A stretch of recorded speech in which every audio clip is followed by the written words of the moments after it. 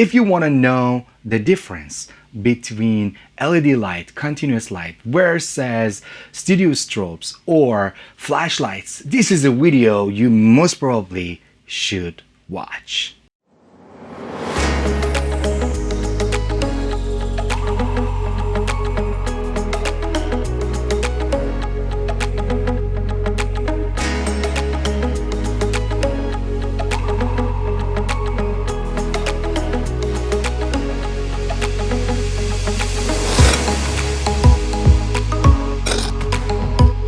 Welcome back, redphotographers.com. Peter here, guys, with another video, another free tutorial about lighting for beginners. If you're a pro, you don't need to watch it.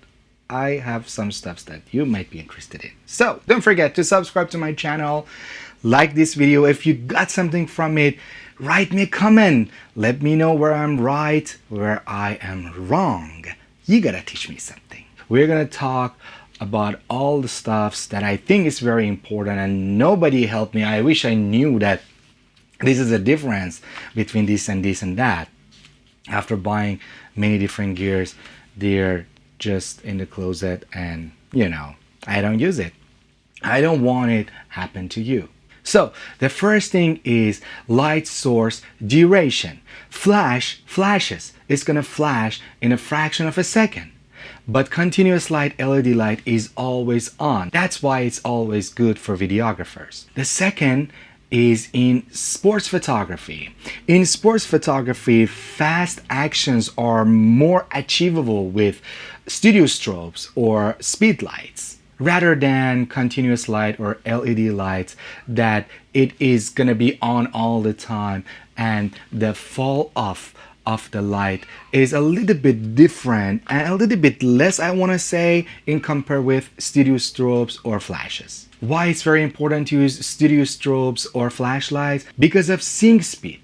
Because you have the ability to set your flash or your studio strobes to high speed sync or HSS. If you don't know what is that, I have totally different video about HSS, how to use with your studio strobes or your flashlight that you have. Just go to my videos and just search HSS or high speed sync and you will learn what's that. When you set it to high speed sync, you say when my shutter speed is 1 to 1000, when it's 1 to 2000th of a second, I want the flash to fire. That's why with LEDs or with continuous light, you cannot have the ability to use high-speed sync. The third important thing is the overpowering the natural light that you have. If you're doing outdoor photography, you can use continuous light, but you cannot overpower the natural light. Studio strobes are more powerful than LEDs. You can use the LEDs at night for your night photography, which is great. But if you are doing like 1 o'clock, 3 o'clock, even 4 o'clock in the afternoon, you cannot overpower with LED light. Otherwise, you're using a very high power LED or continuous light. Number 4 is light coverage of speed lights, which is a lot more than LED lights. Number 5 is the instant result that you get when you use continuous light. When you use continuous light, LED lights, you can see the highlight and shadow on your subject.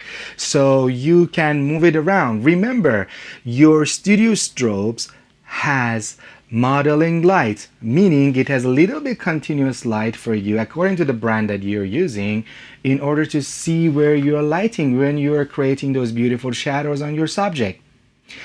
That's why continuous lights are my favorite when it comes to food photography. When it comes to product photography, I mostly use continuous light, and I light up my background with flashes or studio strobes, okay? At the same time, you can combine continuous light and studio strobes and flashlights together if you're using the same system. Because when you're using continuous light, the light is there for you to show you what you're doing. You get what you're seeing, you know, with your live view. It's the great option to see how you're doing in terms of lighting your subject. And that will change the game of your photography. And the process and your workflow will be faster and easier and more relaxed. Number 6 is very important, the color temperature. LED lights, LED lights or continuous lights, most of them they are bicolor light source. You can change the color temperature from very cold to very warm. That's why you don't have this option in studio strobes or in flashes. You have to use what? Gels.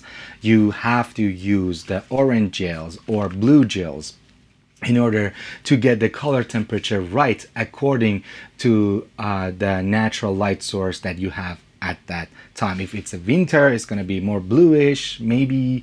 Depends on where in the world you're living, don't get me wrong, but you have control over your color temperature when you're using continuous light or LED light. For flash and studio strobes, you gotta use gel in order to fix that temperature correction, okay? Number 7 is about portability. You know, they are kind of almost the same nowadays, especially when you have some sort of studio strobes that you have the continuous light beside it, you know, built in your flash. And you know, they are the same. For example, Godox a D200 or A200, if I'm not wrong about the model, you have a little modeling light inside it. So it's a flash, but it has a modeling light. Some of the flashes, they have modeling light. So it is very easy for you to pick that when you want to do outdoor shooting instead of huge continuous light or LED light that you want to use. But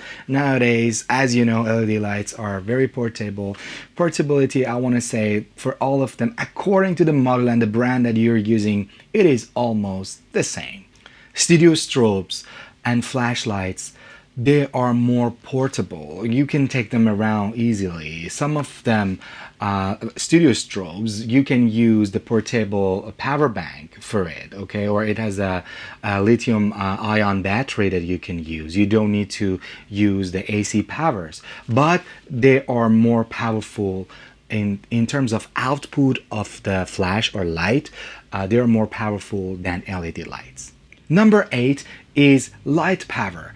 Depends on how much watt or what second you know, the continuous light and the flash has different unit, watt and watt second. Depends on how much watt or watt second you have. Studio strobes, they have more light power, and then flash and then LED light. But don't get me wrong, some of the LEDs nowadays, they are amazing for videography, photography, both. If you want to learn more about it, I have a total playlist about all the modifiers. I compared them like beside each other. Just go to my channel and you'll find it, or I put the link in the description down there. Number 9 is, all right, which one to buy? This video is the shopping guide, gear photography. It totally depends on you guys. If you're a beginner, I recommend you to get LED light. Get it started with LED lights because it will teach you about highlights and shadows. It is easier to control. Flashes and studio strobes are a little bit tricky. You need to learn it very well. You need to understand your shutter speed. You need to understand everything about it. But LED light or continuous light is always there for you. It's always lighting up your subject. But flashes, they bounce around, you know. Of course, continuous light, it bounces around too, but you can see it. But when you're using the flash in your set, on the set, when you're doing, for example, for food photography, you need to do one by one. You need to turn on the first flash. For example, if you're using 3, first flash, then second, then the third one. You need to see each individual light, what it's doing to your set. One light does one thing. This is the principle. Always have it in your mind. But if you have enough budget, I recommend you to get all of these three and see the differences. Experience it. This way you will learn more and more and more. But if you're doing one genre of photography, you know, you don't need it. If you're doing wedding, definitely you're not gonna go with continuous light. Otherwise you have a team. Otherwise in the reception you need a continuous light. In wedding, mostly you need flashes because they are more portable and the battery will last more. You don't need AC power. This guy right here is 120 softbox with a Godox continuous light back there, lighting me up with 2 layers of diffusion. You're not gonna get this to the wedding, otherwise it is necessary. Depends what you want to do, you know. Study more. I got some videos that can be helpful. Please let me know what you think about this video. Don't forget to subscribe. redphotographers.com. Peter here, guys. Catch up with you next time.